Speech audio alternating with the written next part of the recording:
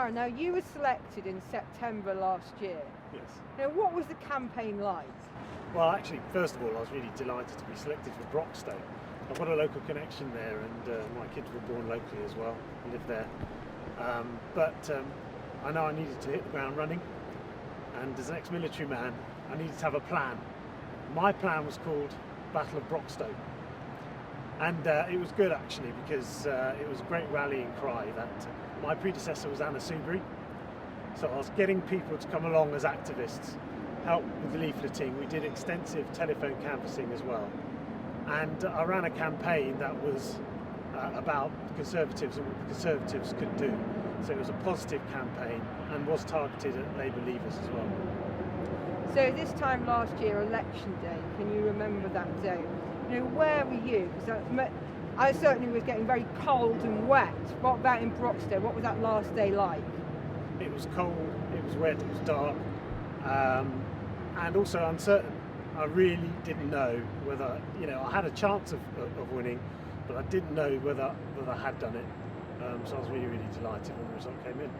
So what about that moment when at 10 o'clock we got the exit poll? How did you feel? Where were you? Well, I was absolutely delighted by that result.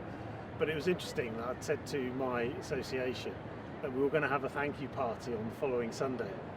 And so whatever happened, people had put an awful lot of effort in. I had done the best I could, and I knew that even if I wasn't going to win, I'd done the best I could, and luckily, it came through for me. And we had that thank you party, and we all enjoyed it on the Sunday.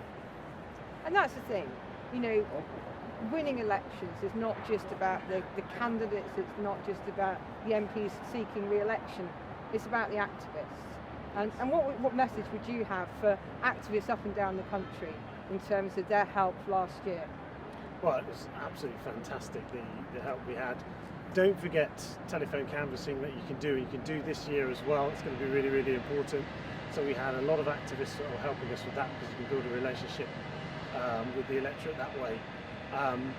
We had people from the University of Nottingham. I'd been along to see them, and Trent University as well. I'd spoken to the motion with them, and then they came out with me and canvassed, Young Conservatives as well. So it was something that young and old, people were in their homes, they could get on the telephone and actually have a relationship with the constituents that way. So we could all get involved, and I did get a lot of support. You're doing a great plug for telephone canvassing, which will be more important than ever.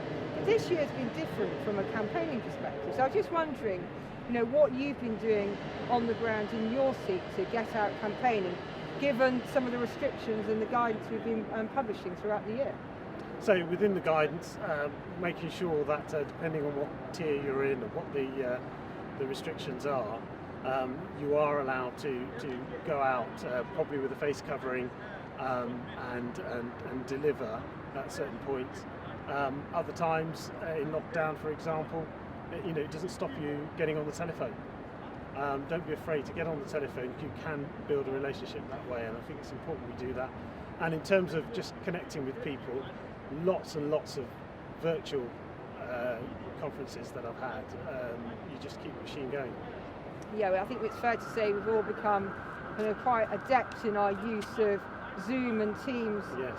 And what have you. And finally, in terms of being an MP, how has the last year been? Well, it's a real great privilege to be an MP.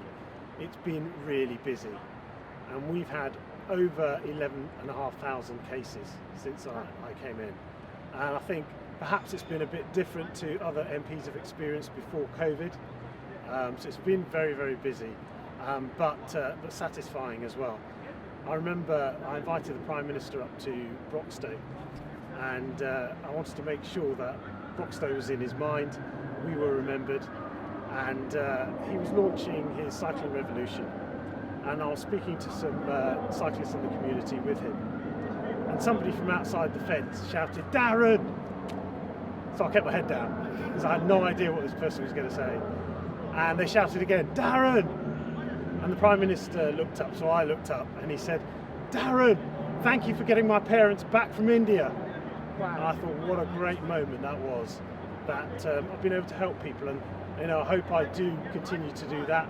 Beyond me being a member of Parliament, I'd like to have that legacy that is a better future for my children and grandchildren. And it's such an excellent story of just demonstrating what we can achieve as members of Parliament. Yes, So well done and keep up the good work.